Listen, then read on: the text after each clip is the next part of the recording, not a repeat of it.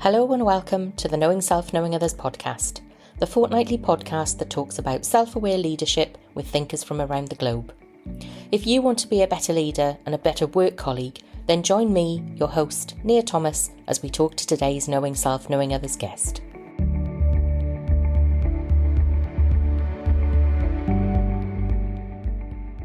Listeners, I'm absolutely delighted to be joined today by Jon Rennie.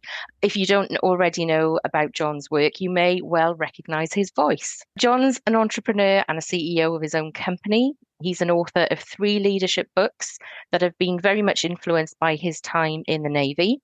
And he's also the host of the hugely popular Deep Leadership podcast. I'm a big fan. Jon, please do introduce yourself. Hi, it's good to be here. I'm Jon Rennie, and I've written some books. I run a podcast, and I also I still run a manufacturing business that I started 7 years ago. After spending 22 years working in large corporations, I ran 8 different manufacturing businesses for 3 global companies, and then I decided to go off on my own 7 years ago and started my own company. But as you mentioned, I started my career as a naval officer in the U.S. Navy on nuclear submarines. So that's where I learned a lot of my leadership. My foundational experiences were in those early days as a leader on a submarine. What an amazing background and an amazing history to get to where you are now, and all that influence and experience that you've had along the way. Quite amazing.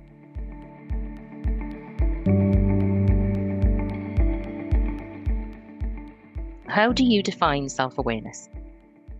I think when you talk about self-awareness, it's the ability to be humble enough to recognize where you need to improve. So you often hear sometimes people say ego is the enemy, and I think in leadership it can be. So it can be the thing that gets you in trouble. If you think that you have all the knowledge and experience and you have all the answers, then you're going to be in trouble when it comes to being a leader. So I would say it's the humility, being humble enough to listen to others, listen to yourself, listen to the critics, and trying to find those nuggets where you need to improve, we need to get better.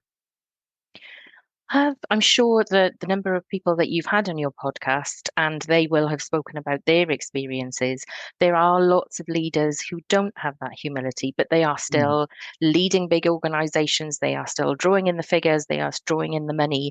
What are your thoughts on how they got there? How are they staying there? What is their secret? Well, I think you're right. I think that we have a large amount of leaders in corporations and companies, in nonprofits that really lack leadership skills.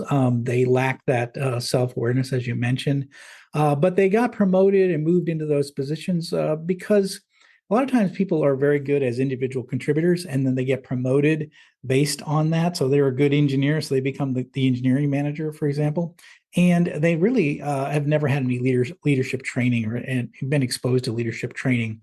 So they think that they have a manager's title now, so they're the boss and they have all the answers, and so that's the way they operate.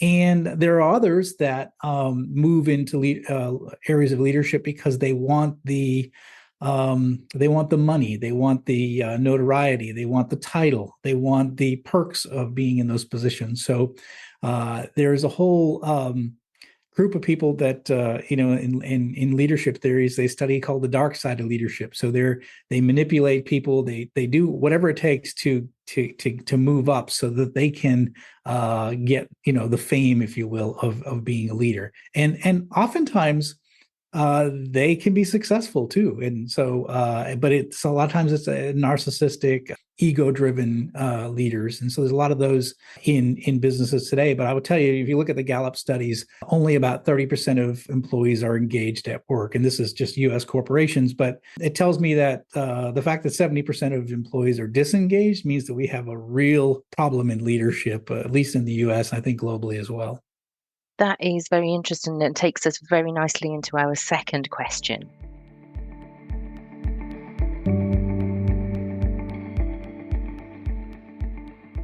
What are your thoughts on the relationship between self-awareness and leader effectiveness?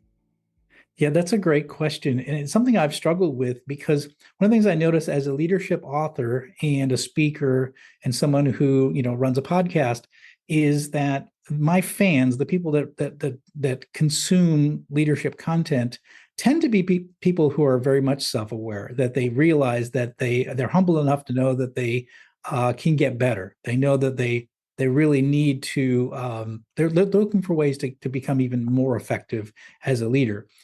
What the problem is and the challenge is for those of us creating leadership content is that the people that are consuming the content are already pretty good leaders trying to get better.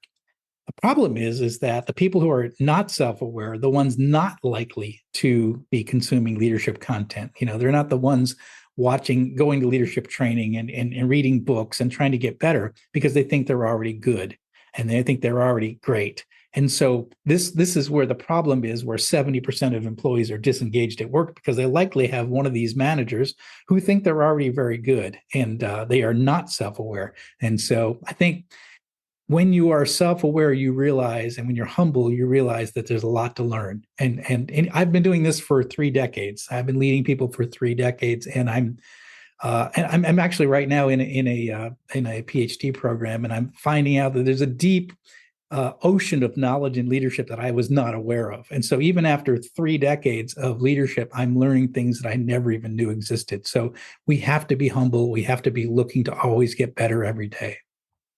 Most definitely. And it's that Dunning-Kruger effect, isn't it? That idea of if you think you're pretty good at something, maybe that's the very thing that you're not pretty good at.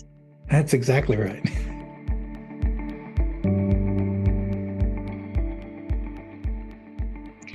Do you think effective leaders can be found at all levels of organizations, and why? Yeah, no, I really do think that that's the case. Leadership is not a title. So if you take a look at any group of people, you're going to find leaders, and they may have a title or they may not. So this idea of informal leaders or emergent leaders. So on almost every situation, you will see people step up and take charge, right? One of my friends writes in his book, he says that it's the follow me moment. So every once in a while, someone will step up and say, follow me, let's do it this way. And that suddenly becomes a leader. And I think in every situation, we know, just as humans are social animals, right? You go to any group of people, I guarantee you can find the leader right away. You can look, you look to see who everyone is listening to, everyone's focused on, and that's probably the leader. And I guarantee you, they may not have that title. So it's a problem when we think leadership is a title. It's really what are you doing to impact the people around you, and that is not necessarily always going to be the person with the title and the person with the corner office. Oftentimes, it's the person that says "Follow me," and people are following him.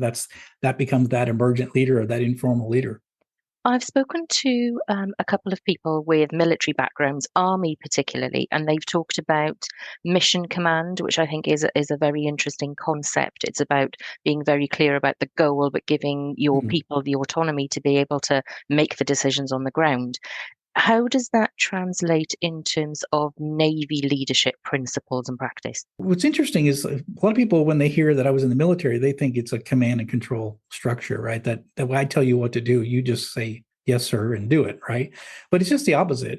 We heavily train our sailors on a submarine such that they can work autonomously towards the objective, right? So when, for example, there's a fire on board, we train for all sorts of different casualties. So when there's a fire, as an example, everyone knows exactly what to do, what their roles are, where to go, and they know how to shift priorities when things change on the ground without being told, because they're trained, and we go through that operation.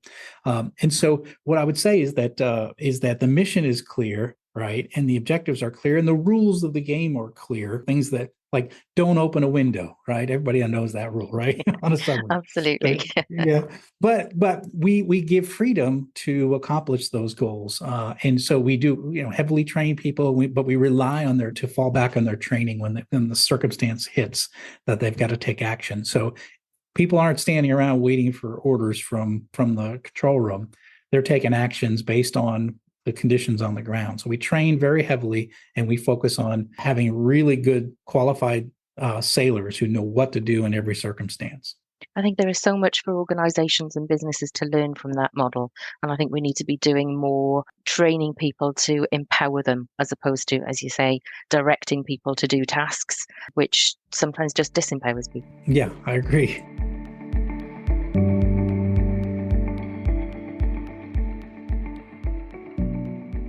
Do you think leaders at the most strategic level of organizations have greater self-awareness than leaders at other level of organizations? And what's your experience to inform that view? No, I think just the opposite. I think the higher you get in the companies, the more likely you're not self-aware.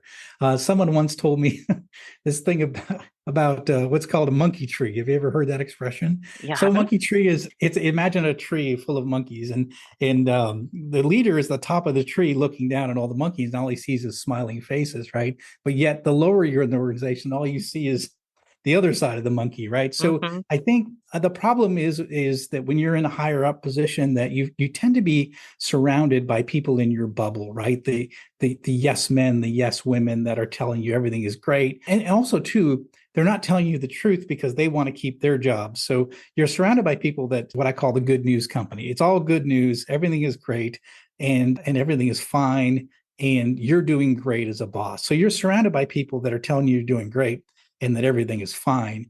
And so you think that you're, a fantastic leader. And the problem is that we oftentimes those leaders don't get a reality check. They don't leave their bubble enough to spend time with the people lower in the monkey tree to see really how things are going on in the organization. So I think one of the things I see is senior managers not spending enough time where the value is added. And so they need to get out of their office, spend time to where the value is being created. So who are the people that are talking to customers? Who are the people that are manufacturing the product? Who are the people that are developing the software? They need to get out and spend time with those people to see what their true feelings of the business are and the true feelings of how they see their leaders. When you think about how you operate as a leader in your organization, your business, how do you put that into practice? Yeah. So, I mean, one of the things I did my first time I got a manufacturing plant was I was 32 years old. And I noticed right away the difference between being on a submarine and being in a manufacturing plant is that there was physical separation of people, right? On a submarine, we were very close knit, very tight. So I knew everything about my people. They knew everything about me. When I got to a manufacturing environment, there was offices over here, there was manufacturing over here, and everybody was sort of us and them separated. So one of the things I created early on when I first got into the manufacturing world is a thing called Fridays on the floor. And so it was the first Friday of every month. I would spend 4 hours on the shop floor working side by side with employees in different departments. So every month I would go to a different department and work. And so what I did is I learned about the person, they learned about me, I learned about the processes, I learned where the problems were. And I remember I would have a staff meeting right after I would have these sessions, and I would tell my senior leadership team all the problems that we had and all the opportunities we had. And I noticed that they didn't have that same level of excitement as I had because they hadn't seen it firsthand. They hadn't touched it. They hadn't felt it. They hadn't talked to the people. So then I implemented Fridays on the floor with all of our senior management. So we all went first Friday of every month. We went for 4 hours and we all rotated around different departments. And then we got together, had lunch, and we talked about all we learned. And I noticed the excitement level was very high because we saw the world the way our people see the world. And so we connected with the hourly employees. They connected with us. They saw what we did in the offices as important. We saw what they did on the shop floor as important. So we built a bond, we built a connection.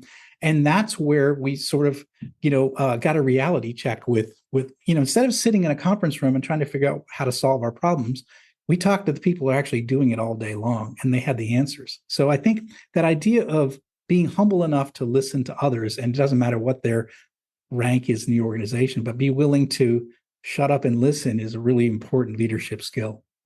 That idea of physical proximity is very interesting. How did you manage when there were lockdowns and there were COVIDs and you were even further apart than what you were on offices in the shop floor?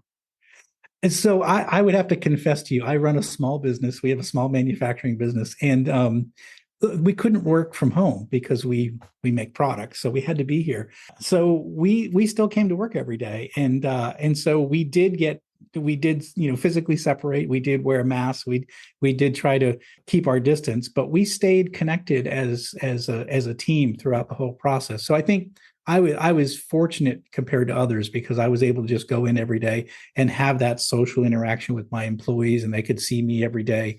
And it wasn't through Zoom or through emails or whatever. We still had physical connection. So I was one of the lucky ones. But I know, for example, in my industry, we lost a lot of the trade shows and the training that we do, and so I started doing training, via Zooms for, technical training for the people in our industry. But it wasn't the same as connecting when you're physically with people. You go to dinner with them, you spend more time getting to know them. It was much more difficult doing it, via Zoom. Thinking about your broader leadership advice, guidance, and experience, how can people develop their self-awareness? So you've given that really helpful example that you do on the shop floor on Fridays, that you all get together and you rotate through your company and see what that looks like, sounds like, feels like. What other examples do you have from what you've talked to other leaders about of how they can develop self-awareness? I think starting with the idea that you may not have all the answers, I think that's probably a good place to start. And I think, especially as young leaders, when I first got my first manufacturing plant, I thought I had to have all the answers. So I sort of pretended like I was the expert. And then over time, I realized that I didn't have to have all the answers. I didn't have to be that expert in the corner office, that I could rely on the expertise and the people around me. So what I learned is that as a leader, we don't have to have all the answers, but we have to have the right questions, and then we have to be willing to shut our mouths and listen to be able to learn better ways of doing things, or listening to what may not be working that you think, we have this idea that if I say it, it's going to be fine, right? It'll go great. I've thought about it. I've made this decision. It's going to be fine. And we tend to turn off critics because, well, we make excuses. We say, well, they don't really understand the big picture, or they don't have the experience I have, or what have you. But I think when you have humility, you're able to listen to those critics and say, wow, is there a nugget of truth of what that person just said, regardless of their rationale for bringing up, a problem? So I think being humble enough to listen. I would also say another area where you can be humble enough to listen and to make improvements in your own self is complainers. So that's one area that is interesting because as a leader, we always face there'll be people in our organization who complain. And what I've learned is that most of those people, and there's some that are just chronic complainers, I recognize that, but a lot of them have genuine concerns for the organization. They want to see it get better. So they complain because that's their best avenue, or the way they think is most likely to get a response. So oftentimes your complainers have some great ideas, and you should be willing to, lower that ego, be humble enough to say, okay, tell me about what your concerns are, because there may be something in there that's important that you can use to change. Another area too, I would say this is introverts. So we tend to, as leaders, listen to the extroverts around us because they're very vocal and they want to have their voice heard, and they like to hear themselves talk. So we tend to be surrounded by extroverts. But what I found is a lot of the great answers for how we can get better in our organization come from the introverts. So it's important that we as leaders give those people a voice, find those introverts, because oftentimes they're thinking about how to solve the problem while other people are talking about it. So I think, another little secret is to make sure that you listen to the voices that are typically silent in your organization. I'm so pleased to hear you say that. As an introvert myself, that's a definite hooray for introverts. That's amazing. Yes. Very interesting what you're saying about the ego and the humility.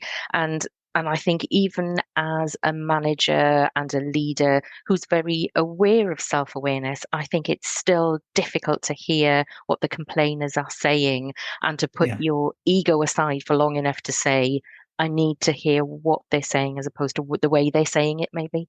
Yeah, no, I say that as leaders, we have to have thick skin. We can't be that sensitive, because if we are, we're constantly going to be, upset at people, because I say this, people are messy, right? In leadership, is a people business. So we have to be around people who are messy.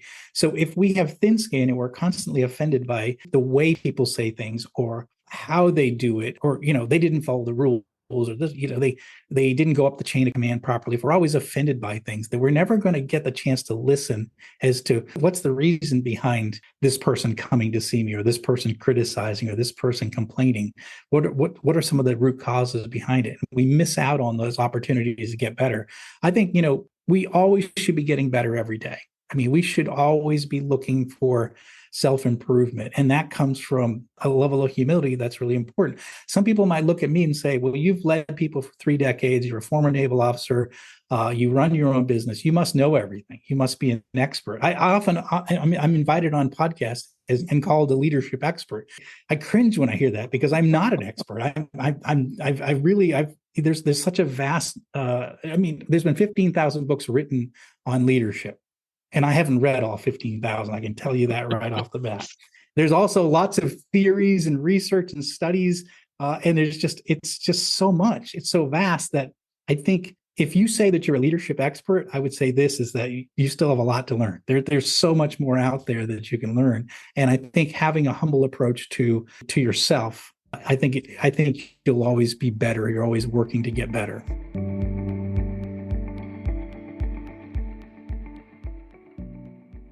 Jon, thank you so much for joining me today and for sharing your learning with our listeners. I've certainly learned a lot, and I hope listeners have as well. We will make sure that there is a link to your website and to your books in the show notes. And we will make sure that also there's a link to Deep Leadership. There's been a new episode out today, so I'm going to make sure I'm going to listen to that before the end of the day. Jon, Rennie, it's been absolutely brilliant. Thank you so much for taking time out of your very busy schedule to come and join me. It's been brilliant. Oh, thank you. It's been great being here. Amazing.